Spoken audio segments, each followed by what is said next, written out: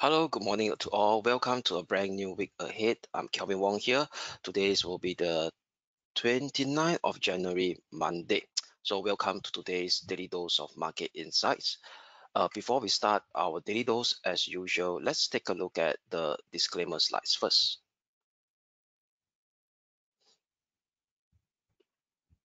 All right, leverage trading carries a high degree of risk and may not be suitable for everyone.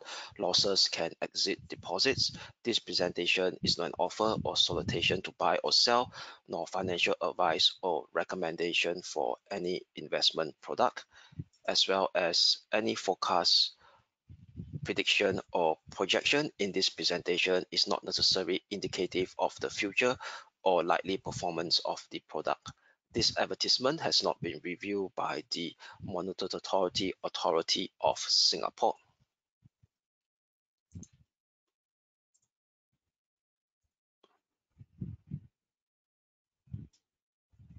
All right, so before we jump straight to the short-term technical outlook of the cross assets for today, let's have a recap first on what happened in the market and as well as key data that was released on last Friday. So before we jump into the recap, I would like to remind you all that this week will be a very important pivotal week for the markets. Why?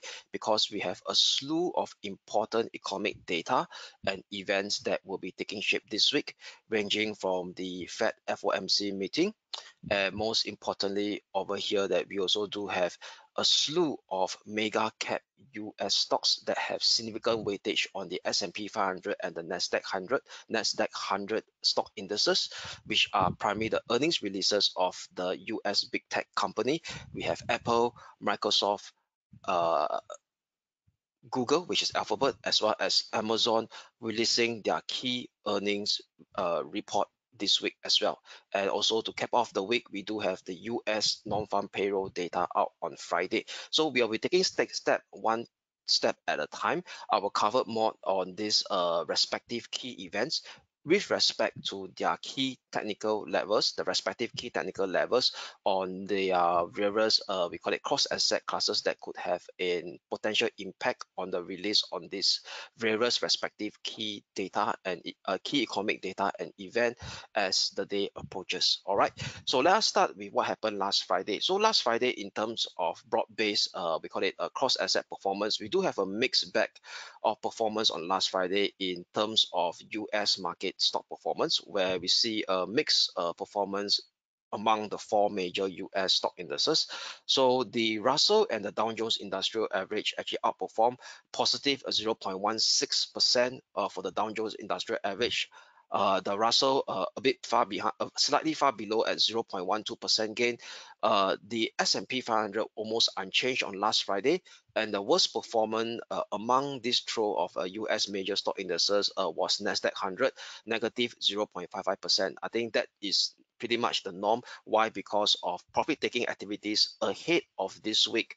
We call it this week US big tech earnings releases, which I start at the start of this we call it daily dose, like a stress again. This week, big week for US benchmark stock indices. Why? Because the mega cap big tech stock will release their earnings this week. That is Apple, Microsoft, Alphabet, and Facebook. All as well as Amazon. All these four of them has significant weightage in the US stock indices. All right. Then now, what's next over here in the dollar? The dollar was kind of sideways because of number one, dollar strength remains kept. Those who actually followed my daily dose on a frequent basis, dollar strength is still remains on resistance and also being supported by this rather lackluster US PCE data that was released on Friday. Later, I'll take a look at the data again. And also, what do we have for gold? Gold was actually down slightly at negative 0.12%. So gold at this point in time is being we call it influenced by conflicting factors. Positive factors will be definitely the rising geopolitical tension in the Middle East region, as well as the Red Sea shipping route that is being bombarded by missiles right now, unfortunately, as we are speaking. But on the top side is being kept by this we call it a kind of conflict data that is also supporting a bit of consumer spending that is still resilient in US. So that actually might start to actually put a damper on the first rate cut that was supposed, that is markets initially was pricing as close as 70% odds at the start of this month, and right now it's been reduced down to about 50% or 47% or so. All right, then big positive week for West Texas oil. So WTI crude actually added a gain of 1.4% on last Friday. That is the third consecutive gain. But most importantly, interestingly over here is that it has a significant weekly gain of positive around 6.4%, and that is the biggest weekly gain since the week of 28th of August 2023. And right now, this West Texas crude oil or WTI is approaching a key medium-term resistance at 78.40, where price action start to see a bit of hesitance at this level at the start of today's Asia session. So later I will take a look at the WTI crude oil technical outlook to paint a clearer picture from a technical analysis perspective. Okay, so now let us kickstart with the stock, the short-term technical outlook. All right, so let's start with the major benchmark US stock indices first. All right, so before we jump into the US major benchmark stock indices, I'd like to share with you all, yeah, this is the heat map of what happened on S&P last Friday. So like I mentioned, the biggest drag on the S&P 500 is the mega cap stocks over here, which actually drag down the Nasdaq 100 because they have a higher weightage inside the Nasdaq 100. All in all, due to profit-taking activities, due to this big risk event that is taking shape this week, which is the earnings announcement of Apple, Microsoft, Meta, as well as Google, Alphabet. Okay, then we do also have the PCE data. So what we could see over here is that this is the PCE data over here. So over here in PCE, right? PCE, why is it important? Because PCE is one of the, I would say that is the inflationary metrics that the Fed tends to monitor, that put more significant weightage compared to the CPI data that's released by a different US government agency. All right. So what's interesting over here is that the core PCE price index that is excluding food and energy continue to decelerate to 2.9% year on year in December. That is below expectation. That is way much below expectation of 3.0% year on year. So what we could see over here is that if I were to share with you all the chart of this PCE data, that is excluding food and energy prices, 2.9% year on year in December. So if you look at the deceleration has been taking shape pretty much on the steep side, and right now it's actually trading to a level as not seen since 2021. So that's actually indicating to us that inflation is indeed starts to cool off or temper off in terms of the PCE data, which could actually support this Fed dovish pivot narrative for 2024. So the big question right now over here is when will be the start of the first rate cut, and as well as the magnitude of the first of the cuts for 2024. All right. So given the fact that going towards this PCE data again, so we do have a release of also consumer spending, okay, as well inside this PC component. So on a month-on-month basis, the real consumer spending, that means excluding inflationary pressure, has been on the uptick 0.5% month-on-month. So that's actually above expectation of 0.3%. So what it means that over here is that there are some signs that the US economy, number one, is the growth inflationary pressure is decelerating, but however, in terms of resilience, in terms of consumer spending, consumer sentiment is still on the uptick. So given the fact that consumer sentiment and consumer spending, they are one of the core pillars of the US economy, then don't forget that 2/3 of the US economy is driven by services activity, which is primarily also indirectly driven by consumer sentiment and consumer spending. If consumer sentiment and consumer spending is on the uptick as being shown of my screen over here, that's very hard for the Fed to actually be pivot on the extreme side. That means has a what I call to start cutting interest rate much earlier, and even the pace of the interest rate cut and or the magnitude of the interest rate cut, which is being priced in at 6 cut for this year. That means we're talking about every meeting kick starting for March, there will be an interest rate cut. All right, that's been projected by the Fed Fund futures market. So if you look at the Fed Fund futures market right now, as indicated by the CME Fed Watch tool, so for the March meeting over here, 20th of March, all right, so market is still pricing in close to 46.7% chance of the first cut to come in March, but that is down significantly from a month ago at 70%. You could see over here in my screen. All right, so that is really start to temper off on a fair bit due to what you call it, much more resilient economic metrics up from the US economy. So that's why we start to see a bit of a sideways movement on the major benchmark US indices in the last couple of days. All right. So now with that, right, let us jump straight to the benchmark US stock indices. Let me share with you all. Okay. So let us start with the major US stock indices first. Dow Jones Industrial Average. So if you look at the Dow Jones Industrial Average, right, it continued to be resilient. And yesterday, it managed, not yesterday, on Friday, it hit the first resistance that we highlighted, 38,100, before pulling back slightly over here. Okay, now let me expand my screen so that you guys could see much clearer. Okay, great. Okay, so now no change. I do not want to pull it so tight on last Friday pullback level, which is at this level over here. Okay, pardon me, yeah, this level. Okay, at 37,920, the push so tight. So I'll still remain 37,800 as the key short-term pivotal support level to maintain this short-term bullish outlook on the Dow Jones Industrial Average, which is the US Wall Street 30, also confluencing with this upward sloping 20-day moving average as well, that is coming soon to act as a support at 37,800 as well. You look at the gentle upward sloping 20-day moving average. All right, so bear in mind that over here, like I stress again, I'm using trading view chart. So trading view chart, we could overlay a higher time frame element on a shorter time frame chart. So this is a 1 hour chart of US Wall Street 30.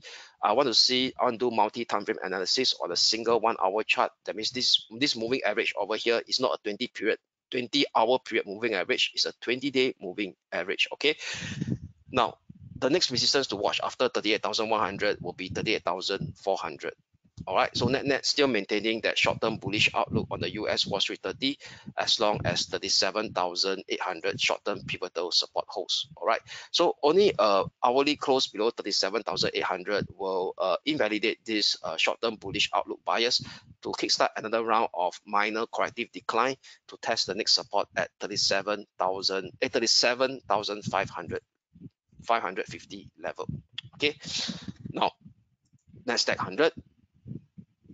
Okay, so Nasdaq 100 over here continue to actually shape a pullback, but if you look at this pullback, actually stop right exactly at the 17,290 short-term pivotal support that we highlighted on since last Thursday or later since the last week. All right, put it in last week. Okay, so no change, right? What's interesting over here is that the RSI has started to shape a higher low, okay, whilst price action almost similar low. So indicating to us that the momentum seems to be creeping up towards the positive side.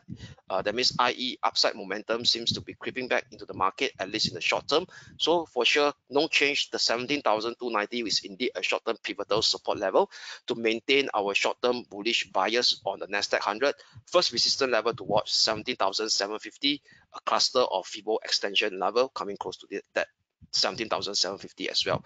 Only an hourly close below 17,290 will invalidate this short-term bullish outlook on the Nasdaq 100 to kickstart the extension of this minor corrective decline to retest 16,910 level, which also confluence with the 20-day moving average, as well as the former minor range top from the highs of 11 on Jan to 17 on Jan, now turns into a pullback support at 16,910 as well. Overall, net still maintaining that short-term bullish outlook given the emergence of this higher low that's being depicted on the hourly RSI. No change, using 17,290 as a short-term pivotal support to maintain that bullish bias on the Nasdaq 100. First resistance, 17,750. European indices using German 30 as the benchmark. So German 30 continue to shape higher high and hit the 16,970 range resistance that is in place since the all-time high level at 14,000 at 14 December last year. So no change. We tidy up slightly a bit using last Thursday swing low level, which is at 17,760. Okay, 17,760 short-term pivotal support level. A break above 16,970 sees the next resistance coming in at 17,130, which is a Fibo extension level, as well as the upper limit of this minor ascending channel, which I drew from the low of 18th of Jan this year. However, a breakdown below 17,760, that means we're talking about a break below hourly close below 16,760, a bit of time texture, will negate this bullish tone to kickstart another round of minor corrective decline towards the next support level at 16,640. All right, this area over here, okay, below 16,640. 16,640. Yep. Okay. So net, as long as we call it a Titan 16,760 short-term pivotal support holds, still maintain that short-term bullish bias on the German 30. Breakout above 16,970 sees the next resistance coming in at 17,130. Now, going forward will be the Asia key Asia major Asia stock indices. Let's start with the Hang Seng first. Hong Kong 33, no change, as now going to trade sideways below the first resistance at 16,000, this level 16,220 level. Okay, since last Thursday. Okay, so with that, right, I do not want to use last Thursday swing low area, which is at this level here, to be my 15,900 as my pivotal support level. So that is maybe like a pullback support, but the pivotal support will be at 15,660, 15,000/530 level, which is also the 50% Fibo retracement of this last push up over here. So as long as 15,530 short-term pivotal support holds in any potential pullback, we will still maintain that short-term bullish outlook on the Hong Kong 33.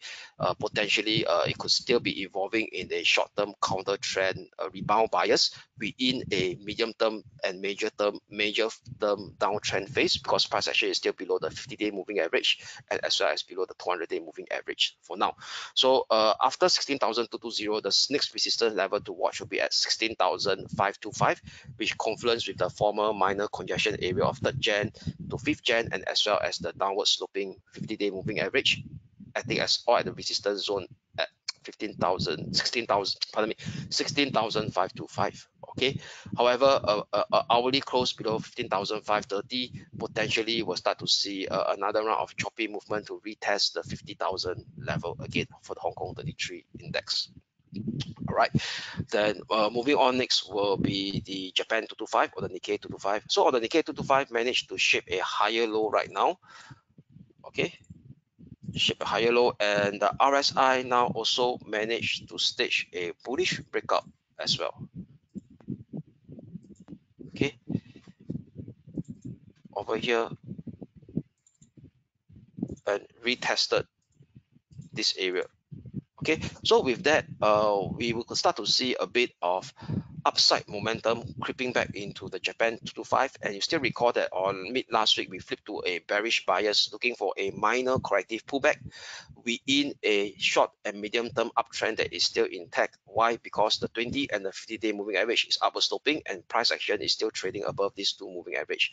So the price action on Friday dipped down lower. It came very close to the support level that we highlighted on our bearish outlook, which is 35,350. So given the emergence of this positive observation in the hourly RSI, we will be less confident to see the price index to test this 35,350 level in the short-term basis. So with that, we'll be flipping back to a bullish bias on the Japan 225 for now. But I do not want to use last Friday as my short-term pivotal support level at 35,745, which is too tight. I'd rather use 35,350, which is a short-term will be my short-term pivotal support level for today, flipping to a bullish bias as long as 35,350 short-term pivotal support holds. First resistance to watch will be at 36,540, followed by the last Tuesday swing high area, minor swing high area, which is confluence with the psychological level at 37,000 as well. Right, only an hourly close below 35,350 will invalidate this short-term bullish outlook to see the extension of this minor corrective decline to test the next support level at 34,840, which is the 50% feeble retracement of this last minor impulsive uplift up from 4th of Jan to the high of 23rd of Jan, which is the 50% feeble retracement at 34,840.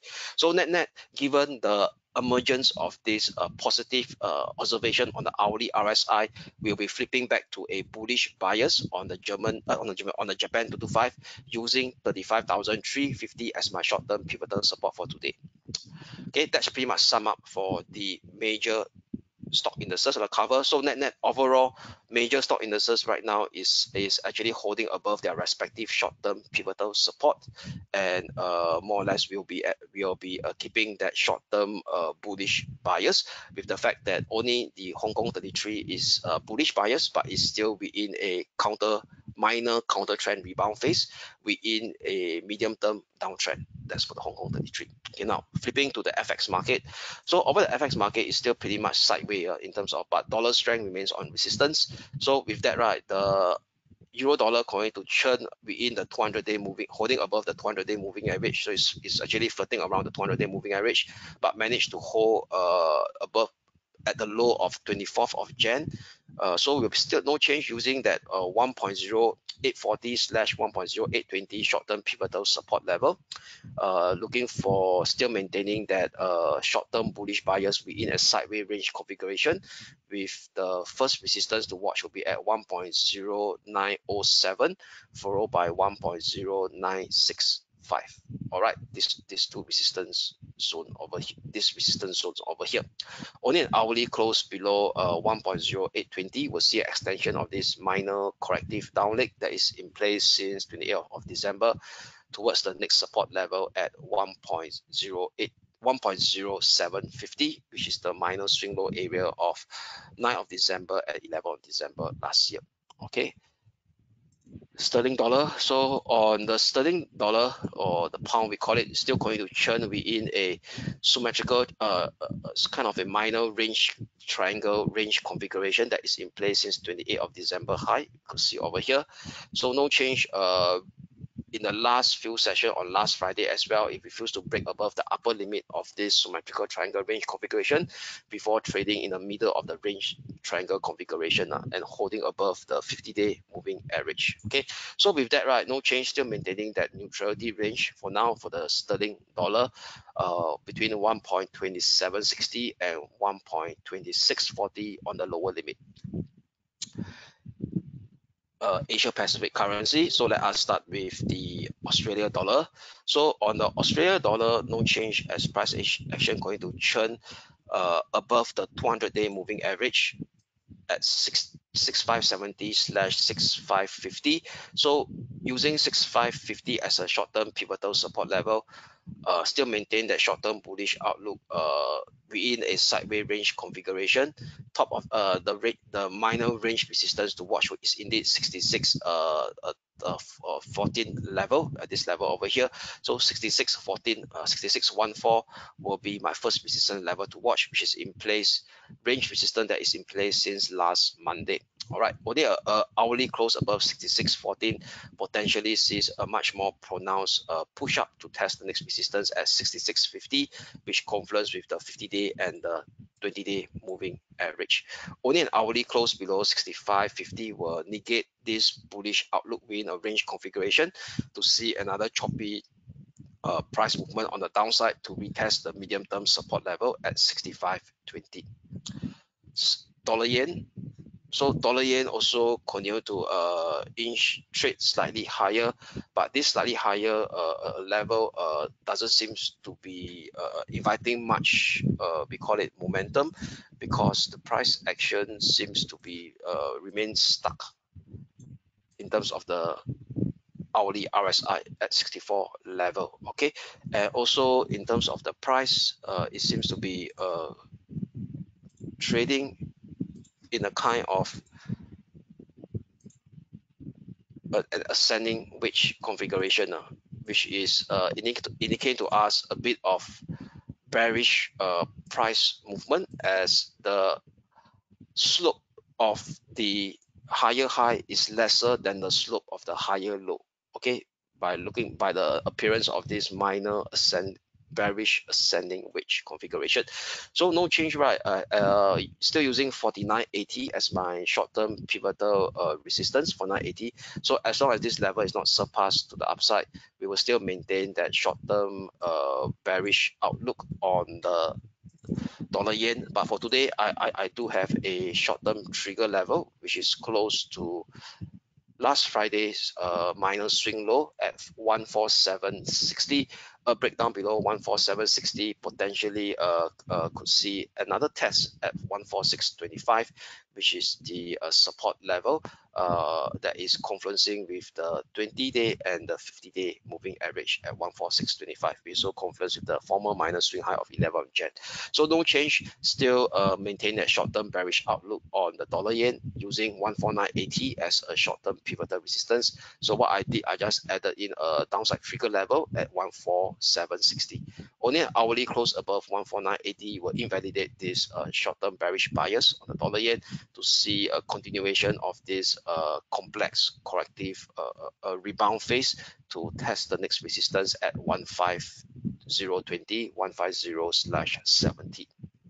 Now, moving on, next will be spot go.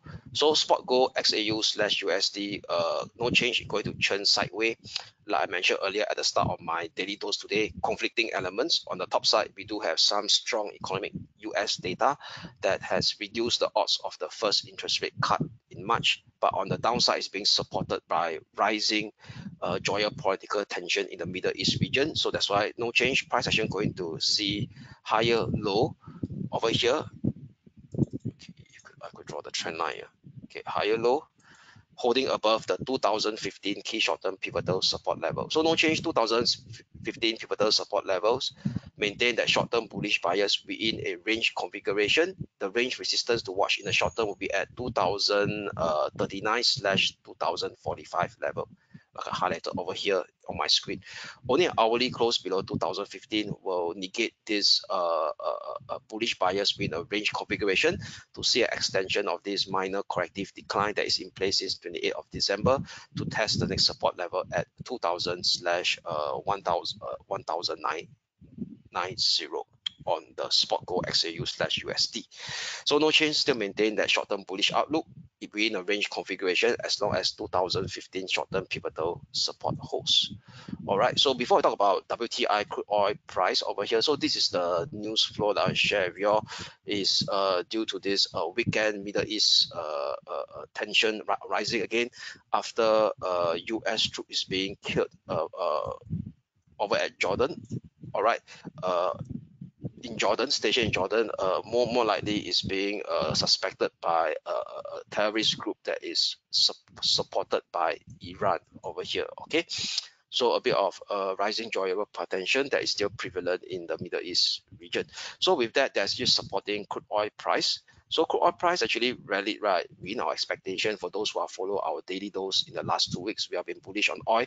But however, right now this is the daily chart of West Texas oil. So you see on the daily chart right now, it started to form in an impending shooting star configuration right at the medium-term resistance of 78.40, which is close to the 20-day, 200-day moving average as well. Okay, so given the fact that it's approaching this 78.40 already, so on last Friday, right, we actually flipped to a bearish bias in any strength. So price action indeed tests that level. So no change, we'll be still using 78.40 level as my pivotal, short-term pivotal resistance level for today. So flip to a short-term bearish bias for a potential pullback, given the fact that the hourly RSI has also exited from a rather extreme overbought level that is in place since the start of this year at 12 Jan at 74 level, and now it started to turn down. So potentially there could be a pullback that is in place. So we're taking things one step at a time. first support level to watch will be 77.40 for today. A breakdown below 77.40 potentially sees the next support level coming in at 75.75, 75.30. So i.e. right, what we can do over here is that we'll be flipping to a bearish bias below 78.40 short-term pivotal resistance level, given the fact that it's really hit a key resistance level that I show on the daily chart.